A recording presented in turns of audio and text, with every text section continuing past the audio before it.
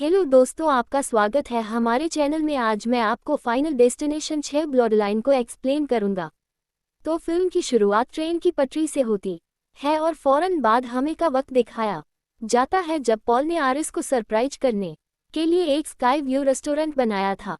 आरिस बहुत ज़्यादा एक्साइटेड और खुश हो जाती है और इस रेस्टोरेंट की कमर्शियल के लिए आरिस और पॉल की स्टोवर के साथ पिक्चर भी ली जाती है और फाइनली ये लोग रेस्टोरेंट के अंदर आ जाते हैं। रेस्टोरेंट का फ्लोर ग्लास का था, पीछे से सब नजर आ रहा था और रेस्टोरेंट के बिल्कुल सेंटर में एक लाइव किचन था। लोग यहाँ पर पार्टी कर रहे थे और तभी आरिस पॉल की पॉकेट में एक रोज फ्लावर लगाती है जिस पे लेके कांटे के चुभने से उसके हाथ से खून निकल आता है, जिसे देखकर उसे उल्टी आ जाती है। जो देखते हुए रेस्टोरेंट में आए सिंगल ये समझ गई कि आइरिस प्रेग्नेंट है, पर जब उसने आरिस से पूछा तो आरिस को खुद ही अभी उसी के मुंह से पता चल रहा था। लेकिन फिर भी आरिस बहुत ज्यादा खुश थी जहां पर वो उस सिंगर के बेटे को भी दिखती है और पता नहीं क्यों उसे इस बच्चे से अट्रैक्शन फील हुई। खैर वो पॉल के पास चली गई और पॉल उसे ले आया टॉप व्यू टेरेस पर जहां वो आरिस को प्रपोज कर देता है। आइरिस एक्साइटेड होकर उसका ये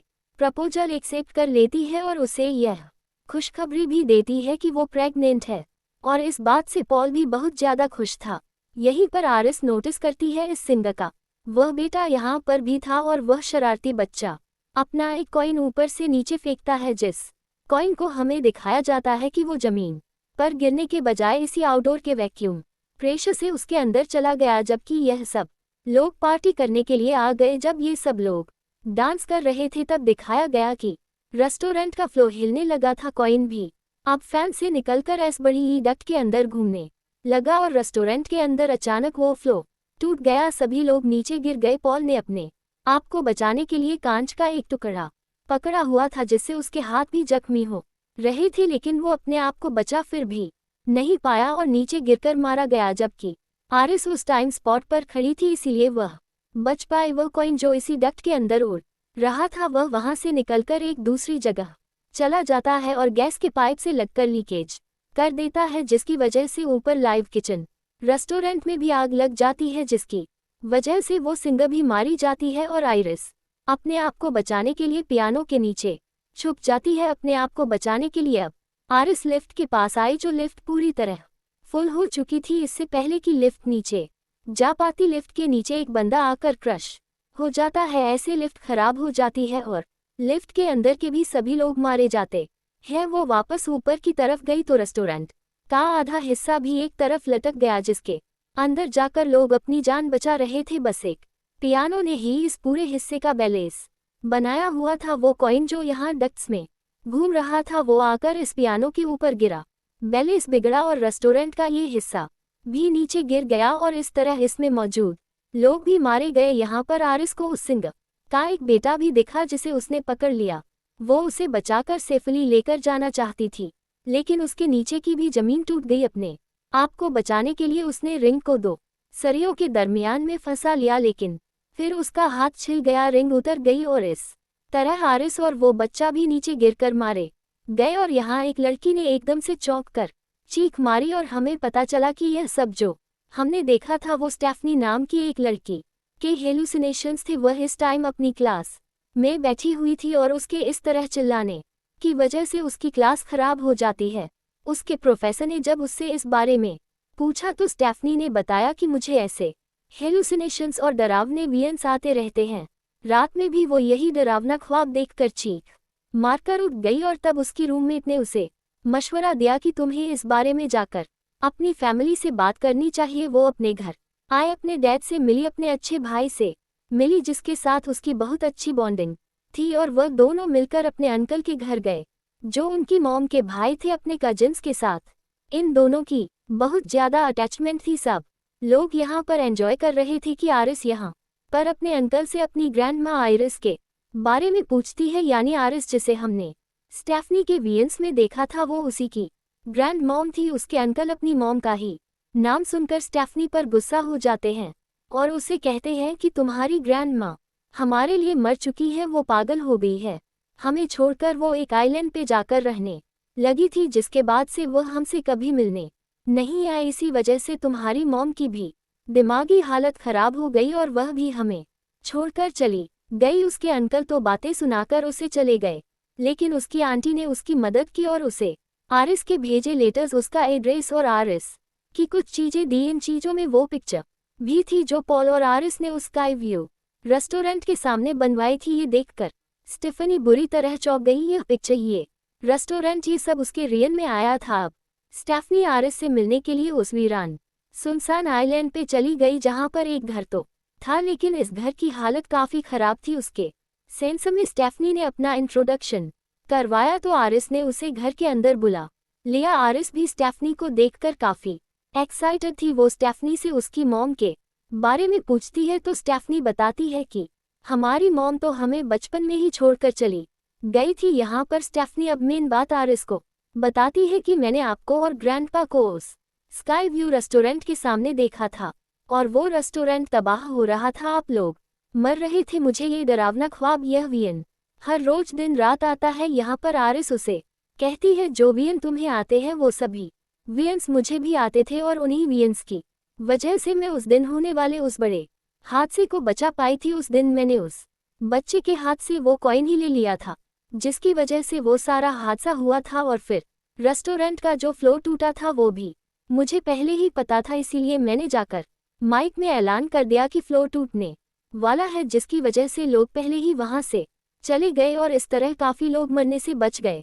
स्टेफनी हैरान होकर पूछती है आपने उस दिन सबकी जान बचा ली थी? तो आइरिस कहती है हाँ, उस दिन मैंने मौत को धोखा देते हुए सबकी जान तो बचा ली, लेकिन मौत ने उन लोगों का पीछा नहीं छोड़ा। मौत उन लोगों के साथ गेम खेलने लगी जो लोग उस हादसे में बचे थे। मौत उन लोगों को ढूंढ ढूंढ कर मारने लगी, ना सिर्फ उन लोगों को बल्कि अगर उन लोगों के बच्चे भी होते थे मौत उनको भी मार रही थी। और अगर वहां पर मौजूद कुछ लोग मौत से बच निकले और जिनके बच्चे उस हादसे के बाद पैदा होने लगे, मौत उनको भी मारने लगी, क्योंकि अगर वह लोग इस हादसे में मर जाते तो उनके बच्चे भी आगे पैदा ना होते। मौत एक के बाद एक जब वहां वाले हादसे के ही लोगों को मार रही थी, तब मुझे इन चीजों का अंदाजा हुआ। पॉल को भी मौत ने कैंसर के मुंह में ले जाकर मारा और तब मुझे अंदाजा हो गया कि अगली बारी मेरी है। मौत को चकमा देने के लिए मैं यहाँ आकर छुप गई। अगर मैं मर गई तो मौत तुम्हारी मॉम, उसके भाई, उसके बच्चों को, यहाँ तक कि तुम्हें और तुम्हारे भाई को भी मार देगी, लेकिन जब तक मैं जिंदा हूँ तुम सबको कुछ नहीं होगा। स्टेफनी पूछती है तो आखिर मुझे यह व्हील्स क्यों आ रहे हैं? तो आरिस ने कहा क्योंकि अब मौत हमारे पीछे है। ये बात सुनकर स्टेफनी बुरी तरह डर गई। तब आरिस ने उसे एक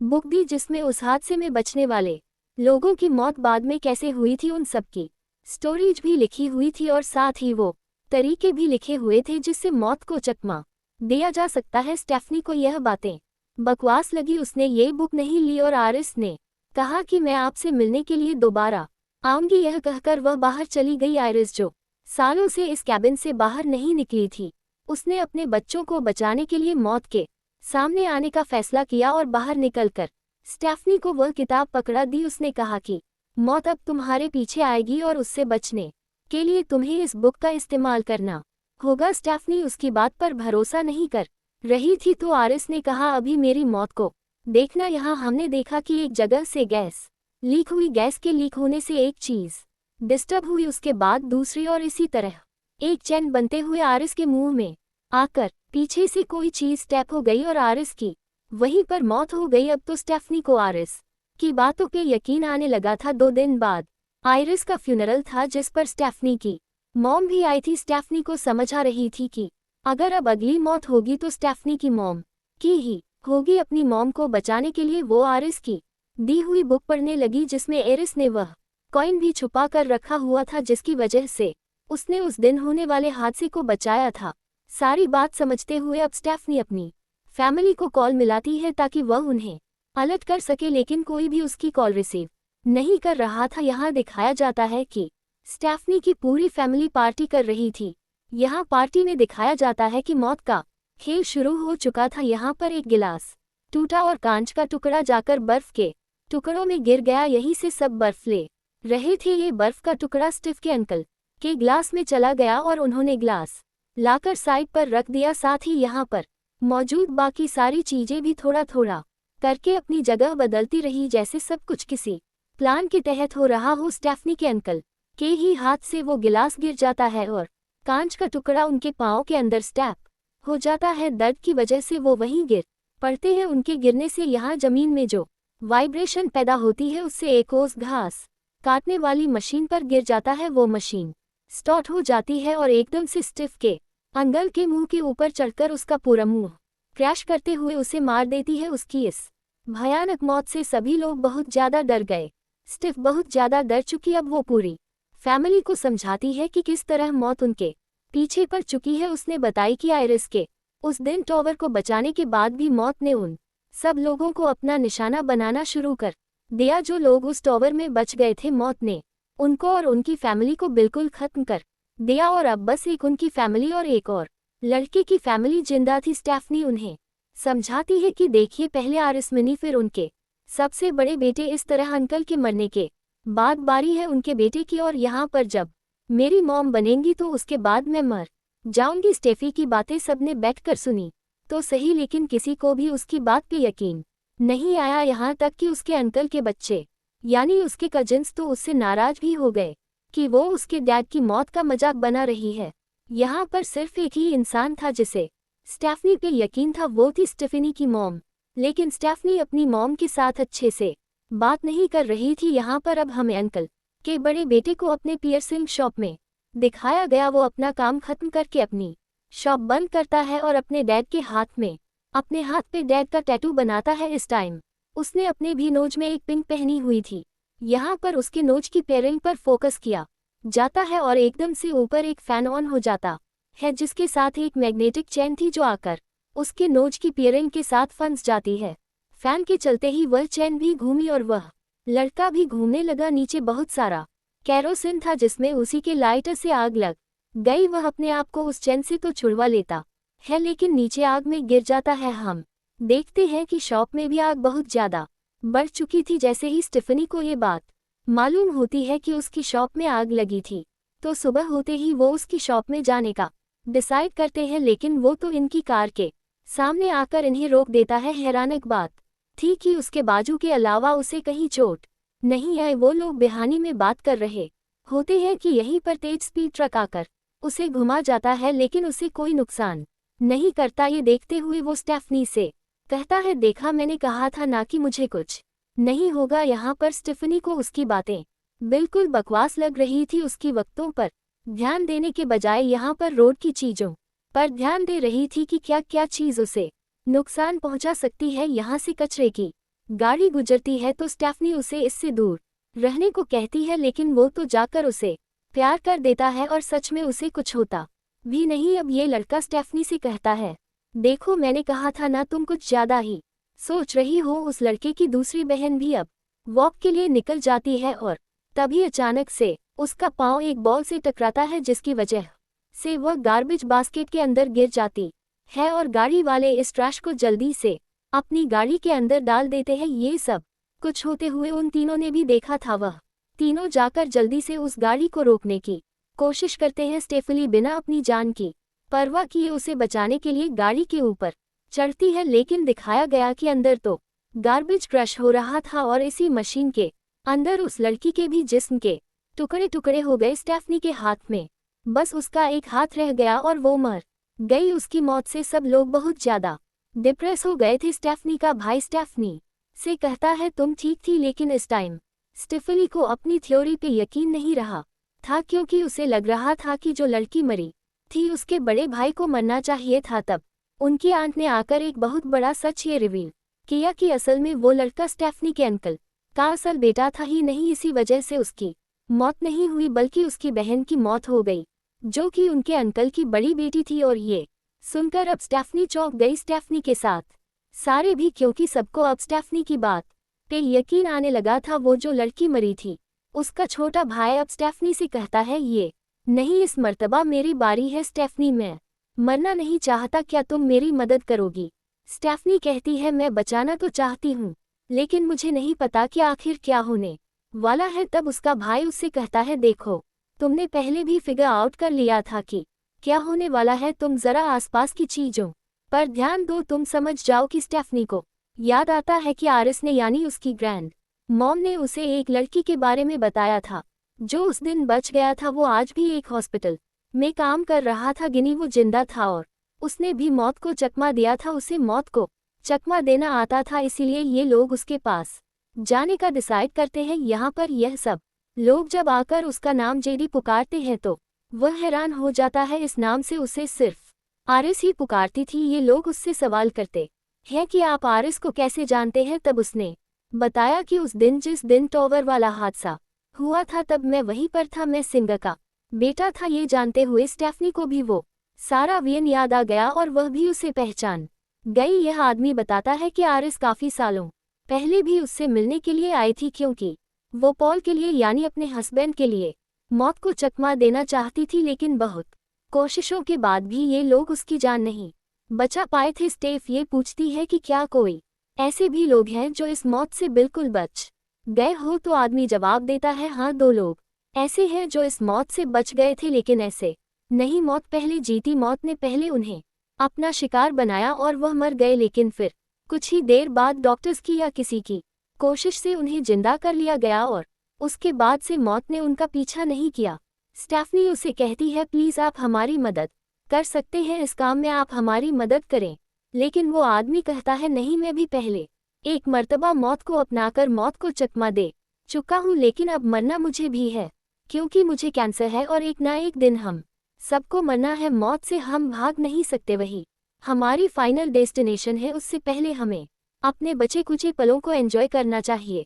यहाँ पर जब ये सब लोग काफी ज्यादा दुखी थे तभी इनके एक साथी को आइडिया आता है कि वो अपने भाई को जो कि मरने वाला है उसे पीनट खिलाएगा, क्योंकि उसे पीनट से एलर्जी थी। इस तरह वो पीनट खा के मर सकता था, लेकिन उसका प्लान था कि जैसे ही वह मर जाएगा तो फौरन वह उसे एंटी एलर्जिक और मेडिकल सर्विस देकर जिंदा कर लेगा और ऐसे ही ये लोग मौत को चकमा दे देंगे। लेकिन जैसे ही वो वेंडिंग मशीन के पास आता है तो वेंडिंग मशीन चलती रही। उसे जल्दी बहुत थी, हाथ डालकर उसने पीनट्स निकालने की कोशिश की और यहाँ पर मशीन का एक स्क्रू ढीला हो गया, जिसके बाद ये लोग छुपने के लिए एक रूम में आ गए। वो अपने भाई को कहता है तुम यहाँ रुको, मैं तुम्हारे लिए एक एंटी एलर्जिक लेकर आता हूँ। ये कहकर वो वहाँ का दरवाजा बंद कर देता है और उसके दरवाजे को पटकने की वजह से यहाँ पर कुछ बटन्स ऑन हो जाते हैं और एमआरआई मशीन भी। कुछ देर बाद वो लड़का वापस आ जाता है एक इंजेक्टर और व्हीलचेयर के साथ। वो इस लड़के को अब ये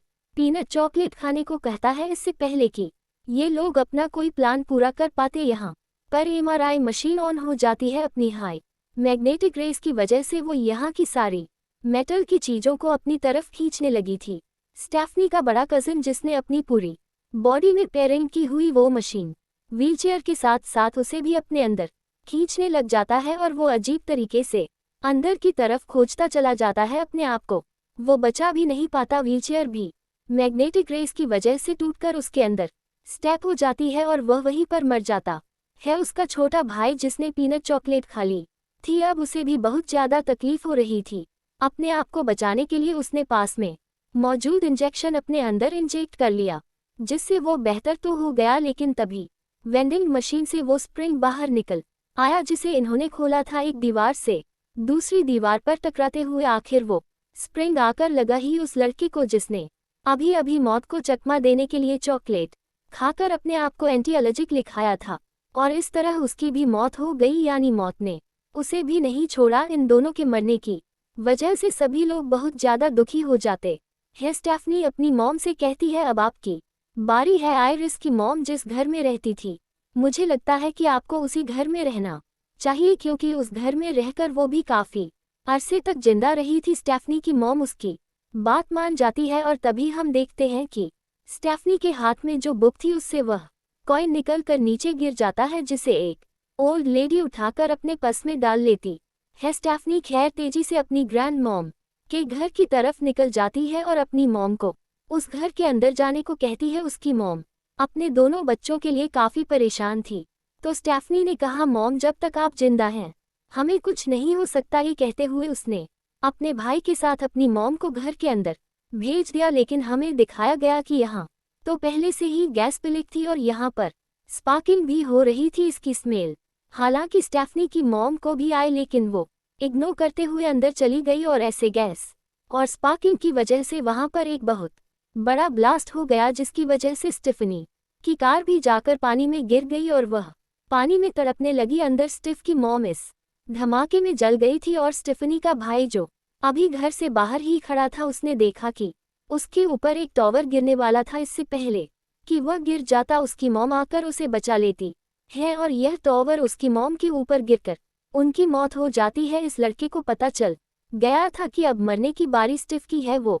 स्टेफनी को बचाने के लिए जल्दी से पानी के अंदर कूद जाता है और उसे जब बचाकर बाहर लेकर आता है तो देखता है कि स्टेफनी पहले ही मर चुकी थी। वो उसे सीपीआर देता है जिसकी वजह से एक मर्तबा उसकी और जान बच जाती है, वो जिंदा हो जाती है और ये लोग इस चीज के लिए खुश हो जाते हैं कि स्टेफनी मरकर जिंदा हुई थी, उसने मौत को अपना लिया था और इस तरह अब वो मौत को चकमा दे सकते थे। ये दोनों इस बात से तो खुश थे कि इन दोनों की जान बच गई, लेकिन अपनी मॉम के मरने से और बाकी सबके मरने से ये लोग बहुत दुखी थे। सीन कट हो गए, हमें कुछ टाइम बाद का सीन दिखाया गया जहां अब इनकी लाइफ बिल्कुल नॉर्मल हो चुकी थी। चार्ली यानी स्टेफनी के छोटे भाई की आज ग्रेजुएशन पार्टी थी, सभी लोग वहां जाने के लिए तैयार हो रहे थे। स्टेफनी बहुत खुश होकर उसके पॉकेट में रोज का फूल लगाती है और यहाँ पर फूल में लगाया एक कांटा उसके हाथ में चुभ जाता है और उसके हाथ से भी बिल्कुल उसी तरह खून आता है जैसा खून मूवी की स्टार्ट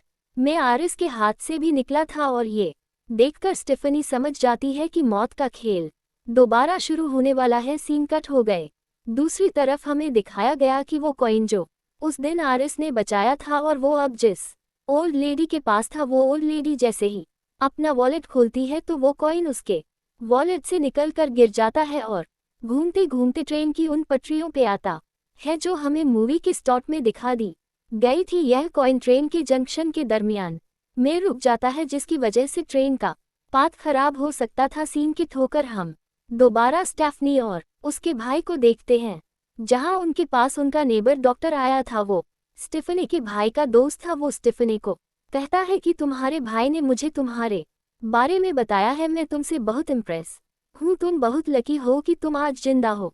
स्टिफ कहती है हाँ मैं काफी लकी तो हूँ, मैं उस दिन मरकर जिंदा हुई थी। डॉक्टर कहता है नहीं, तुम मरकर जिंदा नहीं हुई थी। अगर कोई इंसान मिनट तक सांस न ले उसे मरा हुआ माना जाता है, लेकिन तुम तो मिनट बाद ही सांस लेने लगी थी। ऐसी हालत को बेहोशी कह सकते हैं, ना कि मरना। ये सुनकर स्टेफनी और स्टेफनी के भाई दोनों के ही मुंह की हवाएं उड़ जाती हैं। स्टेफनी ने आसपास की चीजों को देखा, उसे हर चीज में अपनी मौत नजर आने लगी, लेकिन इनकी मौत ऐसे थोड़ी ना हानि थी। वहां वो जो ट्रेन उस पलटरी से उतरी थी वह उतरकर इनके घरों की तरफ पड़ी।